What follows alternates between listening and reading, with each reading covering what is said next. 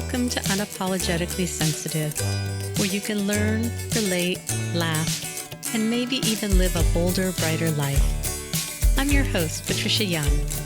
This is a weekly podcast where we explore the strengths we have because of our sensitivity and some of the challenges it poses as well. The information in this podcast is not a substitute for help from a licensed mental health professional. Hey there. To the creatives, healers, sensitives, and deep thinkers, how the heck are ya? We are into September now. If you have kids, your kids are going back to school. If you're in school, you're back in school. Is the weather cool where you're living? How are you doing? I am recording this in the end of July, so we're not quite into fall yet.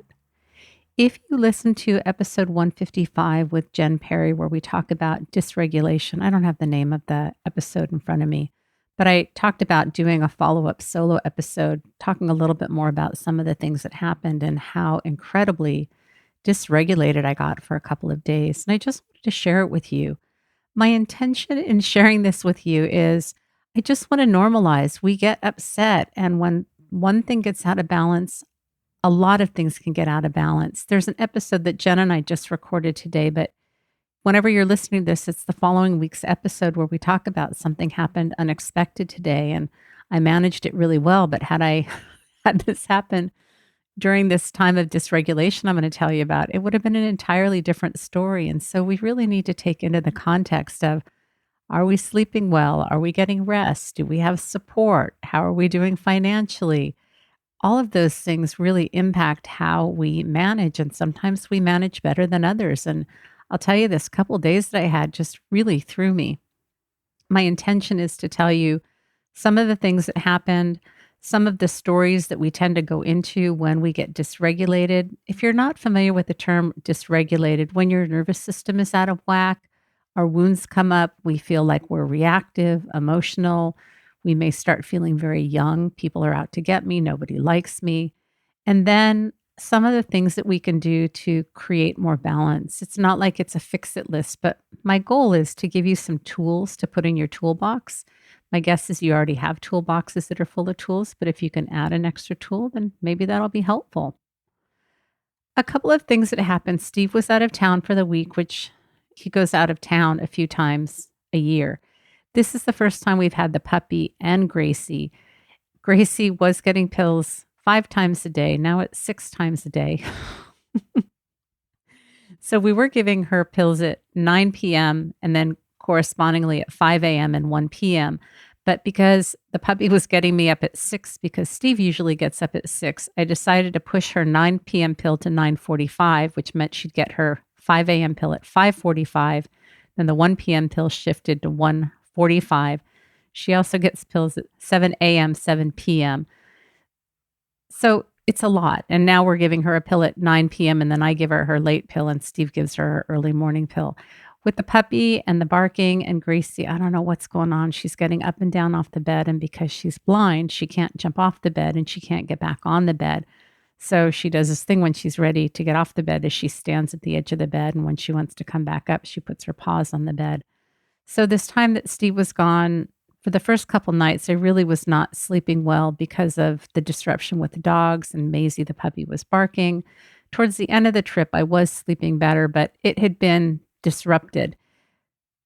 Some of this I'm going to give you specifics, some of it I'm not, but Steve and I had some ideas about what we would do safety-wise for COVID when he got home, and he gave me information when he was gone, and it just didn't sink in. So when he got home, I have these 2 parts, which I wasn't aware of. If you're into internal family systems, we all have different parts that help keep us safe. So there's a young part that's very frightened and feels like nobody can keep her safe. And then there's another part that overfunctions. I think this part is probably really relatable to many HSPs because many of us have wounding, where we're the only one that can get things done. We're efficient. Other people can't get it done as quickly, as efficiently. They mess it up. For me, having this part that overfunctions is not great for my marriage because there's no room for mistakes, for teamwork, for letting go, for letting things be done another way other than my way. There are a lot of ways I think as highly sensitive people, deep thinkers, deep feelers, we have an incredible attention to detail and we think about things and the most effective, efficient ways to do things. Our partners are not wired that way. And I can guarantee you that there are certain things that my husband has told me over and over and over again that he's very mindful and meticulous about. It just doesn't stick in my brain. So this is not about a better than, worse than. But anyways, so he came home and I had a very unexpected meltdown about some things and safety precautions around COVID that he was not expecting.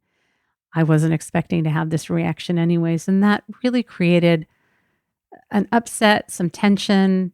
He was not expecting it. He felt blindsided. Those are my words, but he felt very blindsided. We had a couple days where the beautiful thing is that we can communicate and talk about the things that need to be addressed. We're very respectful, but the regular day-to-day banter about how things were, he wasn't ready to tell me about his trip for a couple of days. I'm actually thinking he's been home for a week and a half now, and I don't think we've talked about his trip. So there's an area where I was not paying attention to details. So I guess I need to ask him about his trip. So it was very, very bumpy. And I think that activated some of my attachment injuries, of course, and it just set things off. And then another thing that happened was I had this plan to do some things with some friends. And the night before I texted them, we'd planned this a couple weeks out. I have a tight schedule. And so I made sure that I had cleared my day for it. And I asked if people were, what are we doing tomorrow? And everybody had different plans. In this dysregulated space that I was in, I was already having some injuries about not fitting in and not belonging. And so the narrative that came up for me is they don't want to be with me. They probably went and did this activity on their own. I mean, I just was spiraling. And I think that when we look at things in the larger context, this is not uncommon that when our attachment injuries come up, it's kind of like I had a 4-year-old driving the car, and the 4-year-old is great, but the 4-year-old should really be in the car seat in the back. This is from Elizabeth Gilbert's book, Big Magic, when she talks about, I don't think she uses the word gremlins, but our fears come up and it's like they can come along, but they can sit in the back seat. They don't get to navigate. They don't get to look at the map. They don't get to choose what we listen to on the radio. They can be along with us, but they don't get to drive. And at this point, my 4-year-old was basically driving the car and kind of running rampant with my fears. It just did not have a lot of presence. And I felt really identified with these beliefs. And it hurt, that thing of I don't fit in, I don't belong, they probably don't like me. I just went there and I was pretty identified with this. And then in addition to this, my paddle partner and I, we take this water fitness class. And part of what happened with Steve coming home is we talked about precautions with COVID. And I had to look at, even though my life is very, very small, I do take this water fitness class. And the last class that I took, it was much more crowded than normal. And if I'm asking him to do certain things, then I need to be honest and look at my behavior as well. So I talked to the pool about, do you have precautions in place for how large and how many people you allow into the class? And of course they don't. So I normally stay in this place with Brenda and her friends. And I thought I need to really listen to what I'm asking my husband to do. So I chose to hang back in a certain part of the pool that wasn't as crowded, which again made me feel more isolated and fed that narrative, I don't fit in, I don't belong. As it turned out, the class was much smaller that day. I think we just had one day where it was really unusually large, like there were an extra 30 people in the pool. And it was very sweet. Brenda and her daughter asked how come I was kind of off in this corner, and I gestured to them. And because it was a smaller class, I joined them. And then Brenda and I made a plan to get together and do this thing, which kind of restored that sense of like, because I thought, well, maybe Brenda doesn't like me either. We paddle together every week. On Mondays, the two of us. On Wednesdays, we paddle with the group. On Saturdays, we do skill practice. We do water fitness Tuesday, Thursday. She just has included me into her life, and these are things that I do. But in that wounded place, I'm like, Brenda probably doesn't even like me either, and I probably annoy her. I share this with you because I know I am not the only one who goes through this.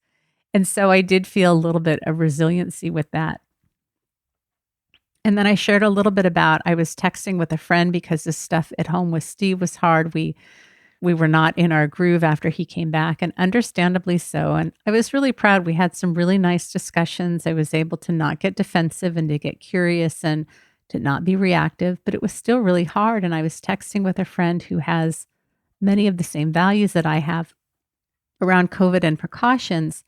And I don't know what was going on. This is the first time I've known her for a few years, but she just had a really different perspective about a number of things. And I got my feelings hurt and I felt badgered and it felt like she had an agenda. I was able to share that with her. That was not her perspective. And in this case, I was able to know that she's not against me. She's not judging me. We will work through this. This is uncomfortable. This is not what I expected. I don't like this, but I trusted that we will come back together. And I know that she cares about me. I did get off the phone and I sobbed though. I think the tension and the stress, and I don't know if any of you do this, but then I was crying silently because I didn't want anybody to come in. I didn't want Steve to come in. And then I was feeling angry. And I thought if he did, I'd tell him to F off. But I really needed to sob out loud. Fortunately, the next day I had an opportunity when Jen and I had poloed and I was alone. And Jen had said something that just touched my heart. And I just sobbed and sobbed and sobbed and sobbed. And it's funny, I consider myself to be a crier, but I've noticed that since I've been exercising regularly, I don't feel as emotional. I just feel more balanced. And I don't know if that's a function of exercising more or feeling more competent. I don't know what the difference is. So it had been a while since I really had some of this deep sobbing, and I needed to do it, and I did it. And then I talked about this a little bit with the episode with Jen, that I have this neighbor who, well, these are factual things. He's right next to me, and it's not uncommon for him when he goes through periods where he swears at us when he comes and goes. He yells. One night, Steve and I were sitting on the back patio and the dogs were outside, and he comes in the side door, which faces our backyard where we were sitting. And he was mad and he slammed his back door. It scared the bedoodles out of us. I mean, we jumped, the dogs jumped. He was just mad. We've been walking our dogs down the street and he drives by and he leans out of his truck and he yells at us. Sometimes we can't understand what he says. And what happens is we never know when he's going to be volatile. And so oftentimes I'll come home and I'm like, oh my gosh, I've had a hard day. Is he going to yell today? Is he not going to yell? What's going to go on? It's been challenging. When we got the puppy, there was something that was on our side of the grass right adjacent to where his back door is. And she was out in the backyard eating it and she got sick. And I'm not going to describe what it was. I don't know how it got there. We didn't put it there. My mom didn't put it there. And we decided to get cameras because the dog's safety was really important to us. So we got a couple of cameras so that we can monitor what goes on because we wanted to keep the dog safe. And the dog is very, very, very barky. She's a terrier. If you're going to get a dog and you don't like talkative, barky dogs, I would find another breed to get. So not only is she reactive and barky, we're working with a trainer, but when he comes and goes, because he comes along our fence line to the back door, which is right next to our fence, she barks like crazy. So I really am doing my best to train her. So I call her when I hear her barking. And I was in the laundry room. Steve was in Laughlin. I was in the laundry room, which is in the very back of the house. And I heard her barking, didn't know what was going on. So we have a door in our bedroom. I opened it up, called her in, and I heard our neighbor say, ducking nosy. And I just let it go. I continued to do what I was doing. I did ruminate it and I did do some planning. So I will be honest with you about that. And later on, I was outside and I saw him and I said, did you call me ducking nosy? It wasn't ducking that he said. And he said, yes. And he seemed very, very proud of it. I'm going to spare what I called him. It's not anything that I can't say on the podcast, but I'm just not going to get personal. And he seemed amused by what I said. And I just turned around to leave. And then he started to talk about the cameras and I turned on my heel. And anyways, we exchanged words and we swore and it was not one of my better moments. However, I do think that it was helpful in the sense that I'd been very fearful of his energy, his anger. I will get very worked up internally. I will tell other people about how worked up I am, but I generally do not lose my cool and yell at people or swear at people in anger. And I did, and I think it was a really good clap back because we have just been ignoring him for months and months and months. He goes through periods where he's fine and there's no problem, and then I don't know what happens. He gets mad and he starts doing the yelling and the screaming and the swearing and the name calling. He has called my husband Homer Simpson, which my family thinks is very, very funny, including my husband. So anyways, my heart was pounding after I had that exchange. I think it was a good thing. Things have been calm since then, but we know that we go through calm periods and then we don't. So, given the context of the stuff happening with Steve coming home, me blindsiding him, having my friends cancel and me taking it personally, and then this thing of trying to create more space in the water and feeling isolated, the rupture with my friend, this thing with my neighbor, I had a pretty rough couple of days. And the things that came up for me were there were times when I knew what was going on. I was grounded in it, and then there were other times when that thing of my friends don't like me, nobody wants to be around me, I'm annoying with Jen a couple times because I was poloing her so much. Something would happen at home with Steve, and I'd get in the car and I'd pull her and like, "I can't believe that this happened, and am I just crazy?" It just was a really difficult couple of days.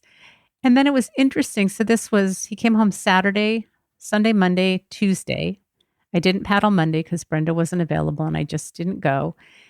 And then Wednesday morning, I went for a paddle and I came home and I just felt like I was back to what my baseline is, that all of that dysregulation was gone. But what I did in those 3 days is I really had to simplify.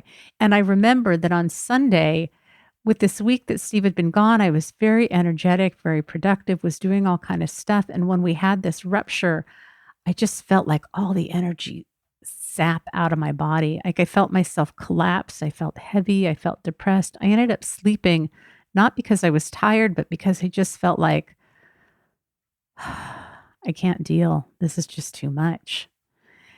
And I ended up watching some shows that were soothing. I really just kept things as simple as I could. And then, on Tuesday, I went to water fitness and I came home and I think Steve was getting ready to golf and we had no internet. Well, I work online. My job is online. And I reached out to my client and said, "Hey, we may not have internet by the time we meet." I'd called the cable company. Internet wasn't supposed to be on till the afternoon. And I said, "These are our options." And then the client said, "It's a busy, crazy day. I just want to cancel." And normally I have a cancellation fee. But I couldn't charge it because it was my fault that I didn't have internet. The other client that I had that day, I think had canceled that week ahead of time. And then the third client had canceled last minute. And while I didn't want to lose the income, I really thought sometimes the universe does a great job of taking care of me, that my whole day had been cleared and I really didn't have the energy. And I think that there was a show that I watched on TV. I just took it really easy and simple, kind of cocooned. I did spend some time connecting with other people. I did a really good job of staying connected with Jen and a few other people during this time. So I felt really held and supported. I had this rupture with this friend and I knew that we would get balanced. I was able to talk to Jen about it and I was very aware of this contradiction. And we talk about both and a lot. So I have my hands open and my palms up. On one hand, I had this rupture and where I thought I would get this sense of nurturing and security, I didn't. And I had somebody else that I could talk to and I felt really held during it. And I think that often happens. But if we're in the extreme, where we go is nobody loves me, nobody cares, I don't have support, I can't count on people, and we miss the support that we're getting or who we're telling this that how hard things are. So using that mindfulness and being aware of this one thing is hard and I'm getting great support around it. So I want to talk about some of the things that might happen when you get dysregulated. It might feel like it's permanent. It's always been this way. It's always going to be this way. Things are never going to change. You may feel overwhelmed. You may have a sense of hopelessness. Those beliefs of nobody understands me, nobody gets me, I can't count on anybody. The people that I count on let me down. Nobody cares. I'm alone in this. I'm too much. I need too much. And our wounds open up and then we feel like we spill out all over. Or it's possible that we may get energized and do stuff, cleaning, organizing, over functioning. That can be adaptive and maladaptive. So you'll have to see, does it cause you suffering? Do you drive yourself to fatigue? Is it a way that keeps you kind of distracted in a positive way, or does it prevent you from looking at what's going on and doing the healing work?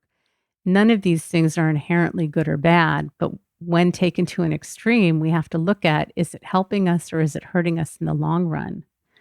For me, I went into dorsal collapse, feeling hopeless, helpless, tired. Sometimes our beliefs are that we're unlovable, we're unwanted. So, what are your wounds and where do they show up? And are you aware that you kind of have a narrative, a go to set of wounds that you have? As you know, one of mine is I'm too much, I'm too needy. And so, what are some of the things that you can do when this happens? Simplifying is often really helpful. The things that don't need to be done, just put them aside. Taking a nap, whatever is soothing, restorative. Watching familiar shows on TV helps our brain relax because it's predictable and we know what's happening. I've just decided to rewatch. I don't know if any of you watch Desperate Housewives when it used to be on. My go-to was Gilmore Girls, but I've seen it enough times that I wanted something else, so I'm watching Desperate Housewives again. But watching reruns of sitcoms, the favorite shows that you have, allows your mind to relax and you can still be entertained. Walking around barefoot, getting grounded, spending time in water. And if you're not near water, that can be a sprinkler, a hose, water balloons, squirt guns, spray bottle. It can bring out kind of the playful child. I have to admit that it's generally not until my kids come home and then they say, let's do the water balloons. And then we take them out. We hit them with the baseball bat. It's incredibly satisfying and quite refreshing. Doing things that are meditative, that are repetitive, where your mind can relax. Chopping, sorting, cleaning, gardening, listening to music. If those are things that stress you out, I think I talked about this with an episode with Jen. I was watching somebody saying, I find chopping vegetables so soothing. I would love to be in that place. At this point, the thought of having to cut something up and chop feels like, it's just too much work. But if that's what works for you, reading, gentle movement, talking to a friend, journaling, cuddling with your pets, if you have pets. Here we have a cat cafe. So if you don't have pets and you want to be around a pet, we have a cat cafe in San Diego you can go to. Or going to a park or a dog park if you like petting dogs. I think there's something genetically wrong with me. I swear to you, every time I see a dog, I want to go touch it. I just want to go touch the dog. And sometimes I ask, sometimes I restrain myself, but I'm wondering, does anybody else have that? You can cry. You can put on clothes that are comfortable, do things that are familiar. It may not be a time to do new things, go to new places. You just want to keep things familiar to kind of get your nervous system calmed down. If you have scents of things that you love, if you like the smell of vanilla or cinnamon, or you have a perfume or a fragrance or a candle, sometimes people don't like those things, but sometimes there are natural scents that are very satisfying, maybe a favorite flower that you can get and bring into the house. Sometimes it means finding comfort foods, things that you ate as a child, things that are soothing, things that are warm, soft, creamy. It's going to be different for everybody. You can also put lotion on yourself, just gently, lovingly put lotion on yourself. And then just to review some of the things that Jen talked about in episode 155 is she does legs up the wall. She uses a self-compassion practice. She puts her hand on her heart, which can release oxytocin, which is kind of that happy, feel-good hormone. You can hold that wounded part. You can howl. You can shake. You can know that emotions are meant to move. You can light a candle. You can think about what your intention is. You can tell yourself that you are having growing pains. So again, it's okay if you get dysregulated. It's okay if you lose your shirt. It's okay if things are hard. Hopefully you have a sense of what this pattern is. And I know one of the things that I had talked to with my friend Laura while I was going through this was, this doesn't happen to me very often, and I don't get this dysregulated for this amount of time. This used to happen to me a lot, especially with all my attachment injuries, especially when Steve would go away. Oh my gosh, I would get so concerned about not being able to keep up with things around the house and feeling lonely and isolated. Now I kind of like the time to myself. and just filling up the space with myself and my needs. But if you have a sense of what your patterns are, so again, I knew that this is not my typical, this is not my baseline. I can tell when I'm not at baseline, but sometimes that doesn't change things. And even though I went to water fitness on Tuesday, I still was feeling dysregulated and sensitive. Sometimes we do all the things that, quote, we're supposed to do, and it still doesn't, quote, fix what we're feeling, and we just have to ride it through.